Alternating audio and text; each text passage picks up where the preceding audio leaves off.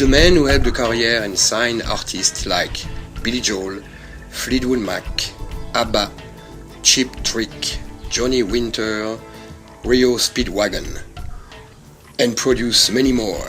He is a Grammy Award winner and was nominated 8 times. In a business, we call people like him legend. Welcome back for part 2 with Larry Cohn. I would say to the promotion people and the salespeople when they would have some kind of comment, I would say, when is the last time you spent $50 on a bunch of records? Well, we you get them free, or you have a budget from the company to go and get them from record stores, but you don't pay. The people who buy the records, they want an emotion. They want an emotion. Exactly. So, for the I was not right all the time. Who are you? Who is? No one is. But I had a pretty good batting average. I had a pretty good batting average. I tried. For example, in Europe, the biggest single selling artist when I was at CBS was Roberto Carlos. He was a Spanish guy. And, I mean, the Spanish language is throughout the world. Yeah. And he was the biggest single record seller. He outsold the Beatles, And I said, let's do something with this guy, In South America? Yeah. Well, he's some Spanish guy. I said, you don't understand. Well, even when I lived in France and I was no longer with a record company, I tried to get the Gypsy Kings signed. Oh, yeah, right. Everybody laughed at me. They laughed at I swear to you, they laughed at me. They would say to me, everybody said the same thing. They would say, who cares about 7 gypsy guitar players? I said, well, wait a minute, it's not 7. First of all, they're all great players and they're all great singers, and they all have tradition. And the lead singer's father was a famous guy in the world of Spanish music. And they look great because they have 7 players, 3 are left-handed, 3 are right-handed, and they put on a great show. And it was the time of the music world, what they call it, world music. Yes, it was a mix of everything, bringing new influence from all around the world. Exactly, and that's what I tried to say. And I was not in the business, but I felt so strongly that they were so good, that they deserved. They deserved, to be heard. They deserved a shot.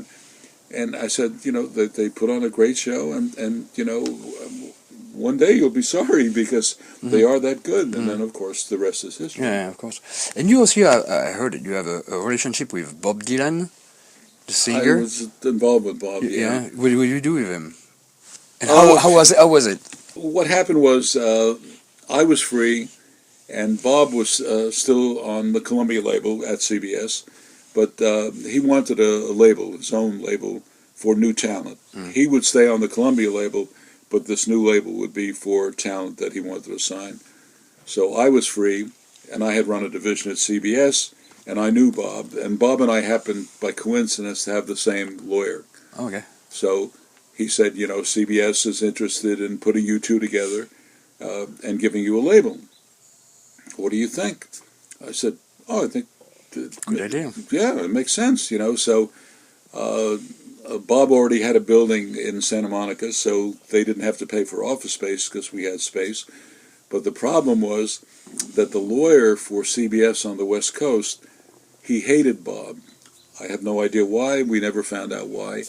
And every time our lawyers had a meeting with him, and they thought they ironed out whatever the difficulties were, they would get back new papers a week later or 2 weeks later, and there would be new problems and the old problems.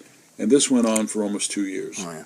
So they gave us enough money to pay my salary and expenses and I think a car allowance, and I could hire a girl, but we didn't have signed contracts, and we didn't have money to record or sign anyone.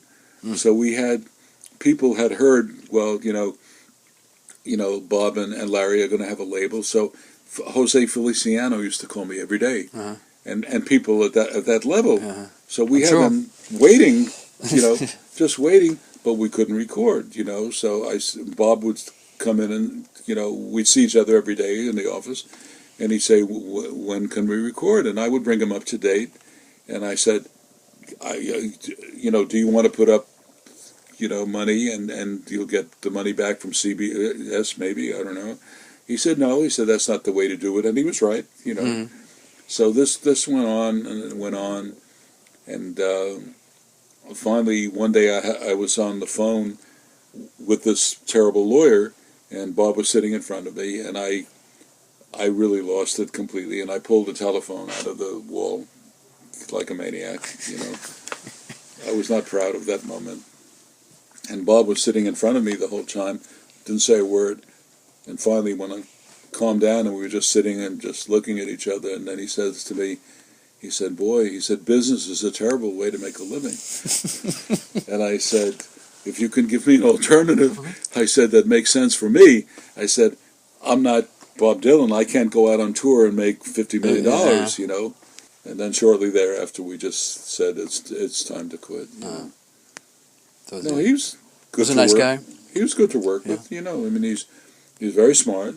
He's very smart. He loves the same kind of music that I do.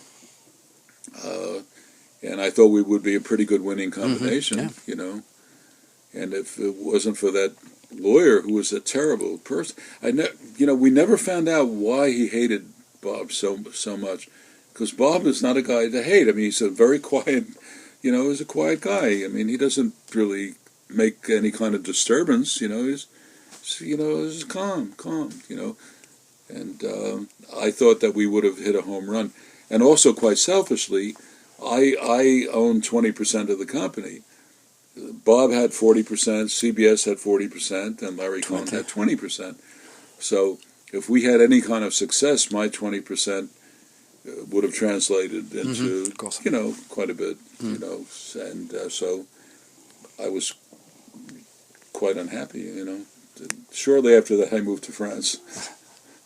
The French thing was very strange because I hadn't thought about moving to France. And as a matter of fact, I was taking the bar review course here for California to get a license to practice law in California. And a friend of mine had been at CBS with me, calls me one day, and he says, I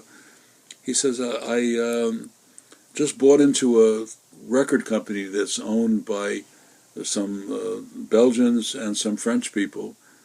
And we intend to open up an office in Paris. Would you want to be the guy in Paris? I said, what? Yeah, Paris. I said, yeah, why not? So I made a trip to France just before this happened, and I met this French gal from Neuilly who invited me to come and live with her. So everything seemed to make sense, Of course, it didn't work out because she was crazier than I was. I mean, I was very sane compared to her, And I lived in Neuilly. Sarkozy was the mayor of Neuilly when I lived there, and I loved living in France. I mean, I loved the French people. It was like living in New York. What do you want? First week I was there, I got lost, and so I stopped this guy, not an old guy, maybe 40 years old. And I was looking for the famous restaurant, Du Magot. Du Magot, yeah. And I was mispronouncing Magot, maggots or whatever. And he listened to me, and finally he says, imbecile. He calls me an imbecile. He says, say, Du Magot, c'est pas du maggots, And I guess imbecile. And I thought, I said, sir, thank you very much. I just moved here. I'm here 1 week. I live here now. Thank you very much. And that was my first. That put you in the mood of the Parisian living, right? And then I figured, well, it's just like being in New York. I mean, the Parisians are impatient. And everybody's in a hurry. It's true. It's the same kind of thing. And the same week, that weekend, my French girlfriend and I drove to Le Havre, where she was from. So she drove till we got out of the Périphérique, and then she pulled over, and I would drive the rest of the way to Le Havre. So we changed positions, and I looked carefully, no cars coming, and I pull out. All of a sudden, police pull me over and wants to see my driver's license. And, I try to speak as well as I could French. And he's telling me that I pulled out, it's dangerous, and there were cars coming, which they weren't. And at that time, he used to get an international driver's license from AAA, which I gave to him, which he threw away.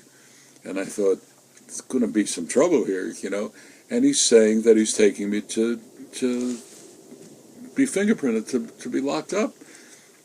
What are you talking about? I just got here. And I tried to explain to him, I just moved here. And she was quiet.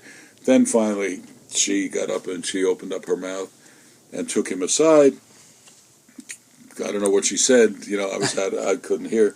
But I know she turned on all the charm. And he comes back to me and he says, okay. He says, give me back my American driver's license, not the AAA, the international. And he said, I'm going to let you go because we want a good entente with the Americans. and I had to control myself not to laugh until we drove away, and then I started to laugh, and I said, that's the craziest thing I ever heard. So anyway, that was my first week in Paris, so. But I loved living there. And as fate would have it, where am I living in Neuilly? Right around the corner from Sony. Oh yeah. Right around the corner from Sony. You just walk to the end of the block, and there's Sony. So I was happy because there were a lot of Americans there, and they were people that I knew very well. And my best friend, Henri Renaud, was there, so we would have lunch a couple of times a week. They had a restaurant or cafeteria in the building, in the basement of Sony. And whenever the chef would see me, he'd say, "Oh, the American is here. What would you like today? Hot dog, Hot dog. So I had a great time there. I had a great time, and I really never wanted to come back. But things don't always work out the way you would like. And I came back to Sony, and before coming back, I thought, well, you're going to have to get work now, So there were two things. I thought I put together this Roots and Blues series, which I thought could make sense, and I had an idea for a book on the blues. And the book on the blues, I just had like 2 pages, an outline, and I walked in cold to a publishing company. I didn't know anyone there, and they turned me on to a woman editor who happened to be a big blues fan. And in 1 week's time, I had a contract, and we did the book. Yeah. Had a contract, I had an advance, and we were ready to go. And it turned out that not only did I have the support of the woman who was the editor, her sister was the art director of the publishing company. Okay. So I mean, it was great. It was a great experience. So. And then I came back to Sony, and I spent 11 years there. And Billy Joel, some young guy who was trying to be a manager in the music business, came to me one day with an acetate, and there were songs that Billy Joel had done, no hit songs on there, but I really thought I heard something. So I had him bring Billy in. Billy was, I think, 22 years old at the time, something like that. And I thought, this guy is really, I think he's going to be big. So I signed him, and we did an album, which was dreadful. It was really terrible. Yeah, the first one wasn't good? Oh, it was horrible. It was horrible. But I showcased him to the CBS people, and everybody loved him. He was playing keyboards and singing, and they loved him. And the company promised me that they would get behind him, not this album, but we would do another album.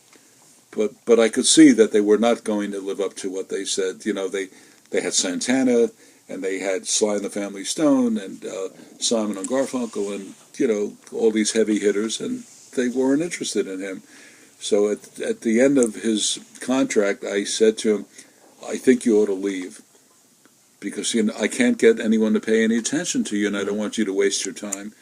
So we signed a contract with some real thief. and was with him for a couple of years, and then he got out of the contract, and then he comes back to CBS. I was gone by this time. I was at Playboy. And I remember I was visiting, and I think it was either Clive Davis or one of the executives called me in. They said, "Oh, Larry, you know, come on in. You know, we have some new guy that we're really hot on. You know, we think you might be interested in." We're just, just from the point of view of music. And they play a few things, and they said, "His name is Billy Joel. You know, you probably don't know him." I said, "Well, it's really interesting." I said, "If you go back 3 years," I said, "I did an album. I signed him at Epic." "No." "Yes." So that was Billy. And I saw Billy a couple of years ago, and he said, "Oh, Larry, I've been looking for you for ages." I said, "Well, I've been here. I haven't lost that much weight." So, he said, "I wanted to ask you a couple of questions." I said, yeah. He said, "Did I cause you any problems when you recorded me, when you signed me?" I said, "No, you were very well behaved." I said, "Remember, you were 22 years old, and I signed you to your first contract, so you were fine, And he said, "Well, I'm really relieved. It always bothered me. I always wondered." Oh, nice. And then he starts to walk away, and I said, "Hey, I said, yeah." I said, "One other thing." I said, "I do understand that since you left me, you've become a monumental pain in the ass to everybody." So he said, "Really?" I said, "I'm only kidding." He's a very nice person. He's a very nice person, talented, obviously. Yeah, of course, yeah.